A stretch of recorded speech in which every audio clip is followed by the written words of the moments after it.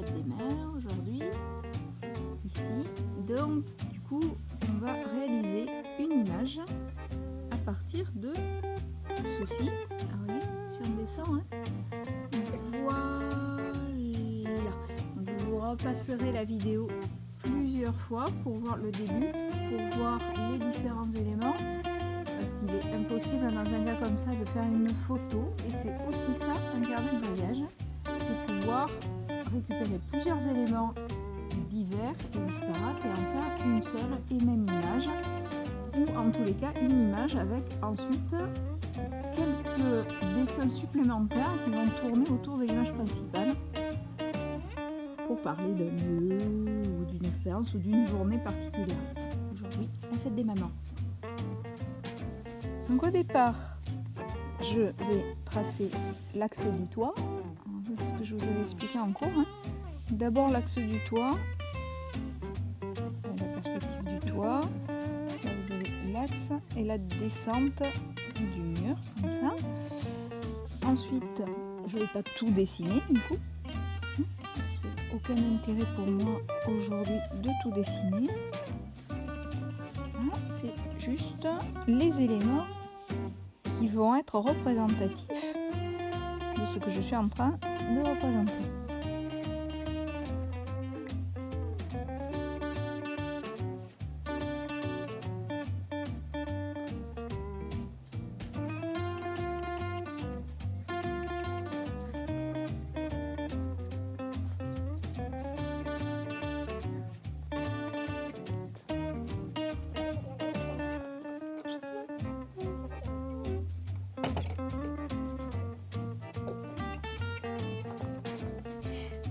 Donc du coup, on va se dépêcher parce qu'il pleut.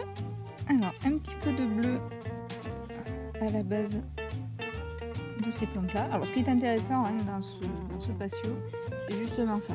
C'est que c'est un patio où il y a beaucoup de couleurs différentes.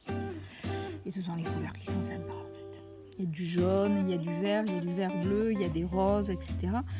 Il y a énormément de couleurs différentes dans la végétation.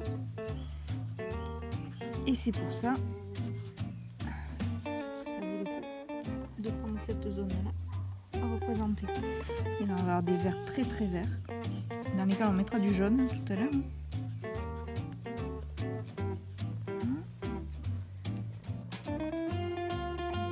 Vraiment beaucoup, donc c'est pas évident parce que j'ai tout le papier qui se mouille.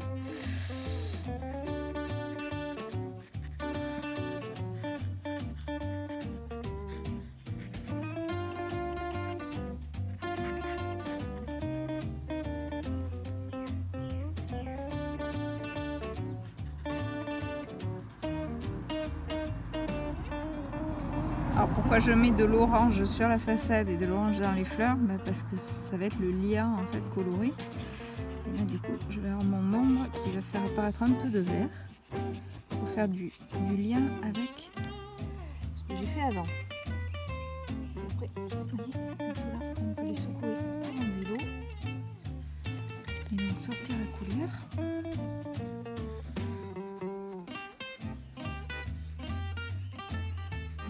C'est pour se rappeler les couleurs, donc on se met un repère coloré, rapide. On n'essaie pas de rentrer dans le détail, on remet un peu de jaune à côté des verts là parce qu'il y a le bleu, le vert bleu du sapin qui va être très proche pour le faire ressortir.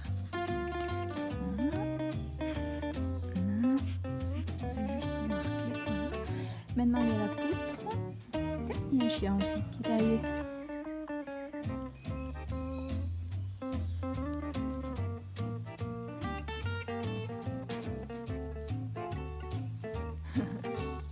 Et voilà, petit père est venu vérifier ce qu'on faisait. Alors on continue. Donc du coup on va mettre le brun très foncé des poutres. Alors, les poutres ici, ce sont des poutres qui ont été placées pour refaire une vieille landaise.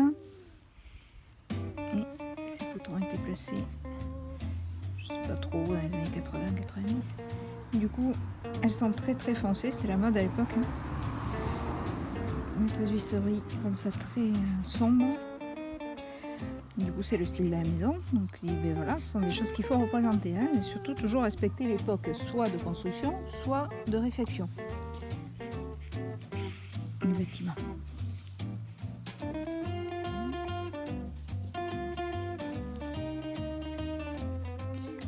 Les vitres, on met juste un peu de bleu pour comprendre que ce sont des carreaux, pour donner l'effet de transparence.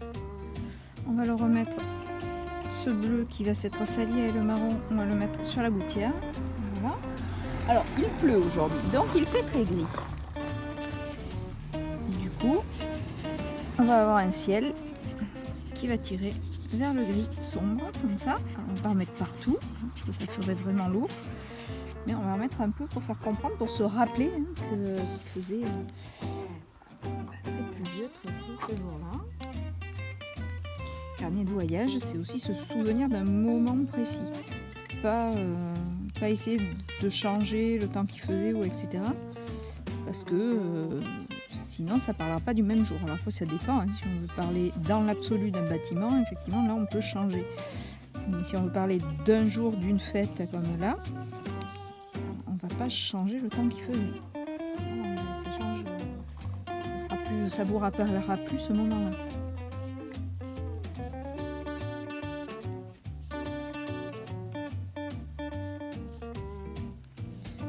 Il y a de bien et de pas bien avec ce stylo que je vous avais conseillé, Stabilo, c'est qu'ils fond à l'eau. Donc là, le dessin commence à ne plus ressembler à grand chose,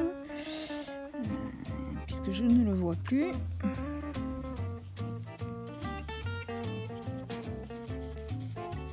Alors, ici, le vert était plus foncé, hein, mais je mets un peu de bleu.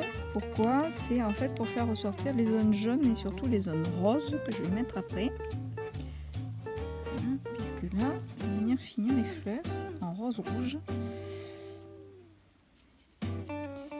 Et donc, elles ressortiraient bien avec du vert, mais aussi, puis c'est la couleur complémentaire, mais aussi et surtout avec du bleu pour faire une palette glissante. On va faire le cours sur les palettes.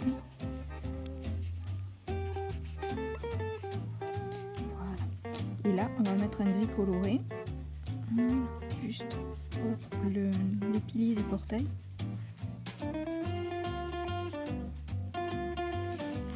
Et voilà. Après, on peut préciser le dessin au stabilo.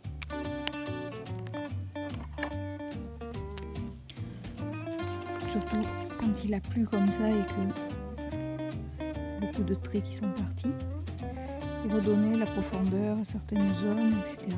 Comme ici, on va se dessiner une ombre. Vous avez remarqué que j'avais fait que les traits, mais pas les ombres. Donc là, on va pouvoir commencer à rentrer les ombres au stabilo.